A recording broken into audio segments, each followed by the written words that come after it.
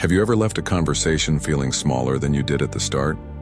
Perhaps there was a moment when you found yourself over-explaining, apologizing too much, or agreeing to something you didn't want. These subtle habits may not seem significant, but they can gradually affect how others perceive you, and more importantly, how you see yourself. You start questioning whether you're projecting confidence, or if others can sense the uncertainty you're trying to conceal. The truth is, insecurity isn't always visible. It's not the shaky voice or the nervous gestures we expect. Often, it's hidden in the small things we do, behaviors that subtly broadcast a fear of inadequacy.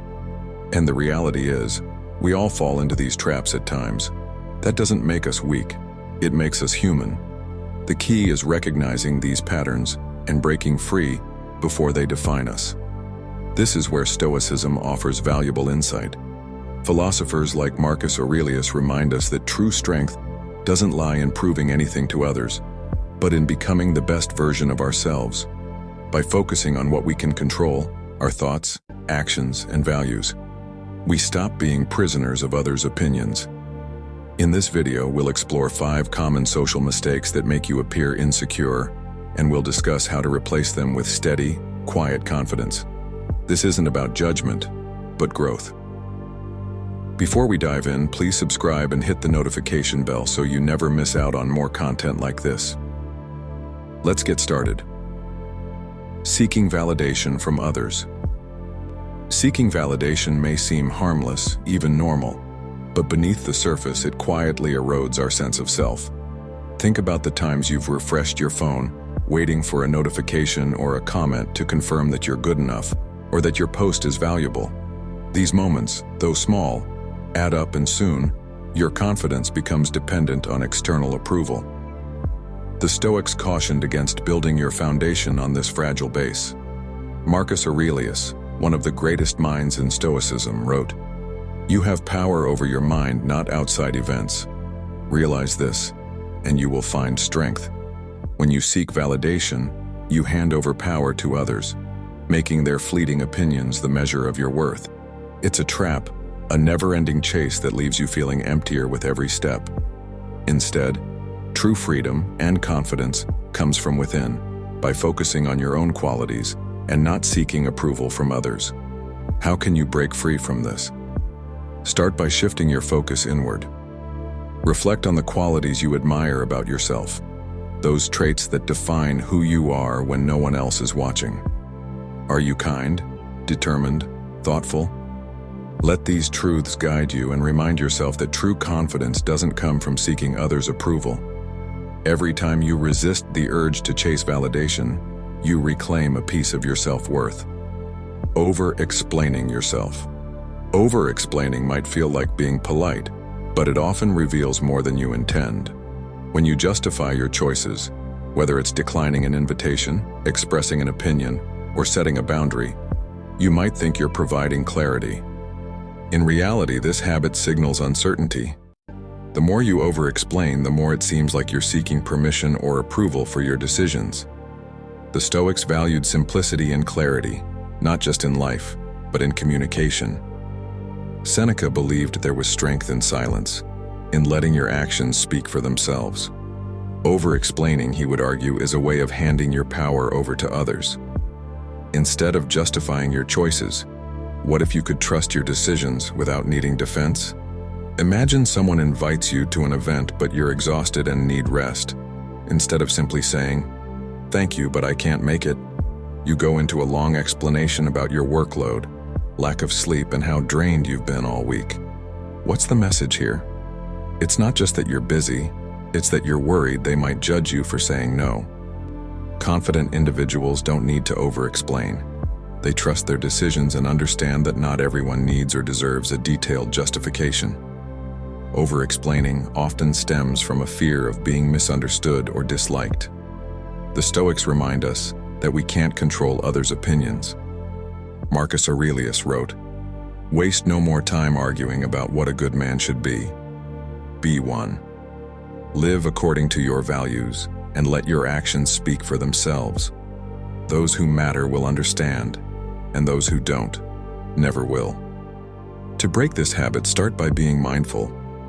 Before diving into an explanation, pause and ask yourself, am I explaining something important, or am I overcompensating? If your explanation comes from fear or a need for approval, try to hold back. A simple, confident statement often carries more weight than an elaborate justification. Avoiding eye contact. Eye contact is one of the simplest yet most powerful ways we communicate. It says, I see you, and I'm here. But when we avoid eye contact, it unintentionally signals fear, discomfort, or even dishonesty.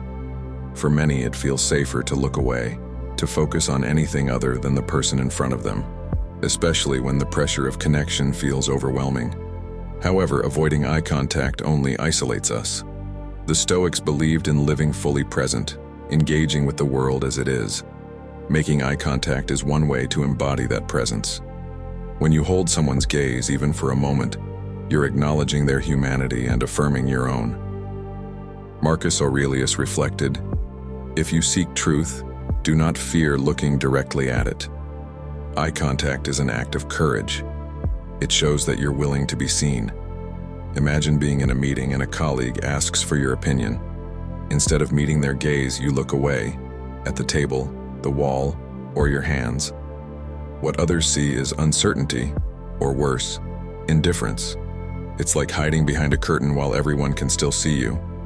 Confidence isn't about being the loudest or always having the right thing to say. Often, it's about quiet moments of connection. Steady eye contact shows you're comfortable with both yourself and the conversation. Start small. Challenge yourself to hold eye contact just a little longer than you usually do. It might feel unnatural at first, but growth often does. Eye contact isn't about showing others who you are. It's about reminding yourself that you have nothing to hide. Over-apologizing. The word sorry holds weight, but when overused, it loses its meaning and can even diminish your confidence. Over-apologizing isn't just a habit, it's a signal. Every unnecessary sorry reinforces the idea that you're at fault, even when you're not. It's like shrinking yourself, making room for others by undermining your own space. Stoicism teaches us the importance of responsibility, but not guilt. Marcus Aurelius wrote, if you are pained by any external thing, it is not this thing that disturbs you, but your judgment about it. Over-apologizing places unnecessary blame on yourself. Instead of apologizing unnecessarily, try replacing those apologies with gratitude or acknowledgement. For example, instead of saying, I'm sorry for being late, say, thank you for waiting. Instead of, sorry for asking, say, I appreciate your time. These small shifts can change how you communicate, not just with others, but with yourself. Trying too hard to be liked. Trying too hard to be liked feels like walking on a tightrope, trying to balance your desires with the needs and expectations of everyone around you. You might agree to plans you don't want to attend or share opinions you don't believe in, just to avoid rejection. This constant people-pleasing may seem like a way to keep the peace, but it often backfires. What starts as an effort to fit in leads to losing your own voice. You begin to feel like you're playing a role rather than living authentically. The Stoics offer profound wisdom here. Socrates said, the greatest way to live with honor in this world is to be what we pretend to be. When you try to meet others' expectations, you lose sight of who you really are.